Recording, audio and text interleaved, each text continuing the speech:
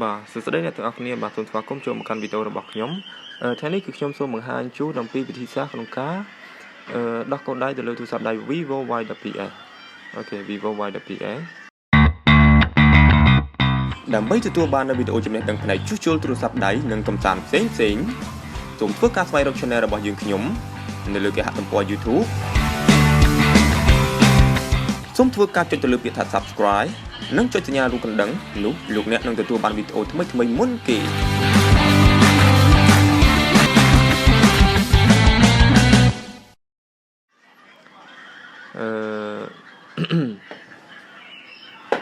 បាទឥឡូវវាបានជាប់ហើយជាប់លេខកូដបាទនេះរូបរាងរបស់វាបាទពីក្រោយអូខេឥឡូវយើងធ្វើការបិទទូរស័ព្ទដៃរបស់យើងហ្នឹងហើយយើងធ្វើការបិទទូរស័ព្ទដៃយើងមកអូខេធ្វើការចុច power off ផ្លឹបតែម្ដងបាទ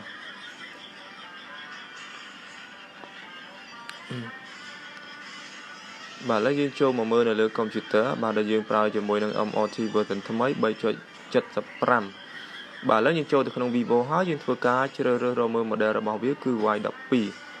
អូខេ Y12 បន្តមកទៀតគឺយើងត្រូវធ្វើការដាក់គ្រីសបាទទៅលើពាក្យថា format and unlock ហ្នឹងបាទហើយធ្វើការចុច start បាទធ្វើការចុច start មកបាទបន្ទាប់ពីយើងធ្វើការចុច start រួចរាល់ហើយគឺយើងត្រូវធ្វើការ connect ទូរស័ព្ទដៃរបស់យើងចូលបាទដោតភ្ជាប់ជាមួយនឹងទូរស័ព្ទដៃរបស់យើងហ្នឹងទៅជាមួយនឹង computer មកបាទជិះមើលតើវាស្គាល់ហើយឬទេអូខេបាទនេះបាទវាស្គាល់ហើយនៅពេលដែលវាស្គាល់គឺវានឹងធ្វើការដំណើរការដើម្បី format user data របស់យើងអូខេបាទឥឡូវវា all done ហើយបាទរួចរាល់អូខេរួចរាល់បន្ទាប់ពីយើងធ្វើការរួចរាល់ហើយគឺយើងត្រូវធ្វើការ erase SOP វាម្ដងទៀតណាបាទដែលយើងដាក់ tick ទៅលើ erase SOP ហើយយើងចុច start ហើយបន្ទាប់មកក៏យើងធ្វើការបិទទូរស័ព្ទហើយ connect ទូរស័ព្ទដៃចូលបាទតាមធម្មតាដែលអត់មានចុច volume អីទេណាបាទគឺចុចតាមធម្មតាគឺដោតយកតែម្ដងបាទអូខេលេខវាបានស្គាល់ហើយបាទ erase ហើយsuccessful អូខេបាទអញ្ចឹងចាំមើលថាតើវាដាច់អត់ណាតើវាដាច់អត់អូដាច់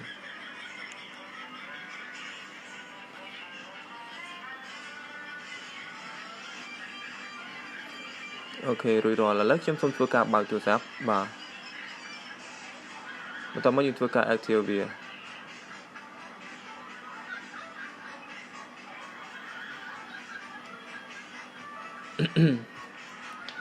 បាទ then copy បាទគឺវាអត់ដាច់ទេ Google account ហើយយើងធ្វើការ bypass តាម MOT បាទអញ្ចឹងបើសិនកាលណាវាអត់ដាច់ទេអញ្ចឹងគឺមានន័យថាយើងត្រូវធ្វើ bypass តាមដៃម្ដងណាបាទតាមដៃម្ដងអូខេអញ្ចឹងយើងធ្វើដើម្បី bypass តាមដៃយើងចូលទៅ agree បាទបន្តមកយើង done copy វានេះមកយើងចុចលើពាក្យថា done copy អូខេថយទៅវិញច្រឡំបាទយើងចូលទៅ see all wifi បន្តមកយើង add new network ហើយយើងចុចកន្លែង voice delay ហ្នឹងហើយយើងយកពាក្យថា Denny អូខេចុចលើ voice delay ហ្នឹងទៀតហើយយើងយកពាក្យថាបាទអូខេ hello បាទយើងចុច hello បន្តមកគឺយើងយកទៅលើពាក្យថា permission នេះ permission អូខេ permission បាទបន្តមកចុចកន្លែង search អូខេបន្តមកយើង search រកមើលពាក្យថា setting បាទ setting នៅខាងក្រោមអូខេនៅខាងក្រោមបាទនៅខាងក្រោម setting បាទបន្តមកយើង open setting យើង open setting ហើយគឺយើងត្រូវចូលទៅកន្លែងច្បាស់ខ្ញុំអស់មើលសិន shortcut ហើយនឹង accessibility បន្តមកយើងបើក accessibility បាទបន្តមកយើងដាក់ accessibility menu ហើយយើងធ្វើការបើក on វាណាបាទបើក on វាហើយចុច allow មកអូខេ got it អូខេបាទអញ្ចឹងយើងនឹងឃើញសញ្ញាដូចរូបមនុស្សនៅខាងក្រោមនេះណាអាហ្នឹងគេហៅថា accessibility menu អូខេបន្តមកគឺយើងថយចេញវិញឲ្យអស់ណាយើងថយចេញវិញអស់មកបាទដូចជាអត់មានអីទៀតទេណា បាទយើងថយចេញវិញអស់ទៅអានេះខ្ញុំគិតថាចុចចូលរកមើលកន្លែង lock screen របស់វាណាក៏ប៉ុន្តែយើងធ្វើតែប៉ុណ្្នឹងមកបន្ទាប់មកយើងថយវាចេញឲ្យអស់ណាថយឲ្យអស់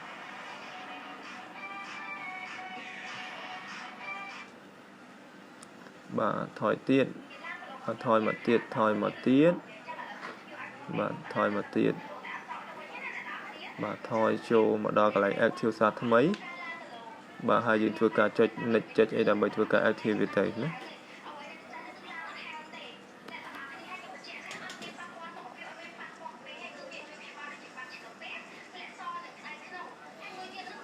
អូខេមកដល់កន្លែងនេះគឺយើងត្រូវចុចកន្លែងសញ្ញា accessibility menu នឹងឯងណាយើងចុចលើវាមកហើយយើងចុចទៅលើកន្លែង search ណាបាទ search បាទកន្លែង search នេះកន្លែង microphone របស់វាហ្នឹងណាបាទបន្ទាប់មកយើងចុចកន្លែង keyboard នោះហើយយើង search រកមើលពាក្យថា setting ណា setting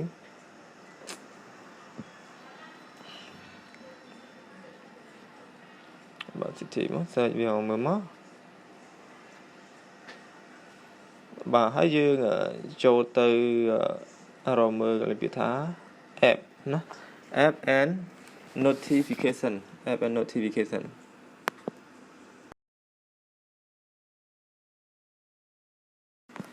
ូខេអញ្ចឹងគឺយើងចុចទៅលើពាក្យថា app and notification បាទយើងអស់មើលមកមើលថាឃើញពាក្យថា app and notification ណា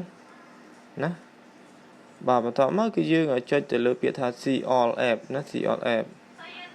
អូខេ see all app មកបាទបន្ទាប់ពីយើងចុចទៅលើពាក្យ see all app ហើយយើងអស់មើលពាក្យថា Android setup ហើយយើងធ្វើការ disable វាចោលបន្ទាប់មកទៀតយើងអស់មើលពាក្យថា Google Play Service យើង disable វាបាទ disable វាចោលមកអូខេថយមកវិញទៀតគឺយើងបិទ Google Play Store នេះមួយទៀតណាបាទ disable វាចោលដូចគ្នាបាទ disable បន្ទាប់ពី disable ហើយគឺយើង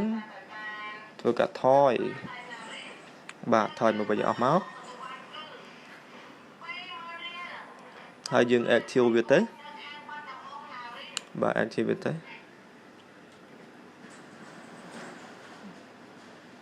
យើងឃើញថាគឺវានឹងដាច់ Google account ណាវានឹង skip កន្លែង Google account ហ្នឹងឃើញថាវាចូលដល់ menu ធម្មតាអូខេឃើញទេចូលដល់ menu ធម្មតាបន្ទាប់មកគឺយើងត្រូវចូលទៅក្នុង setting វិញណាបាទដើម្បីធ្វើការទៅបើកGoogle Play Service Google Play Store ហ្នឹងបើកវាឡើងមកវិញមកបន្ទាប់មកគឺអូខេហើយទូរស័ព្ទរបស់យើងគឺ bypass ដល់ជោគជ័យណាអូខេអរគុណច្រើនសម្រាប់ការទស្សនាហើយសូមកុំភ្លេចជួយចុច like ជួយចុច subscribe channel ខ្ញុំផងដើម្បីទទួលបាននូវវីដេអូថ្មីៗផ្សេងទៀតអរគុណច្រើនបាទ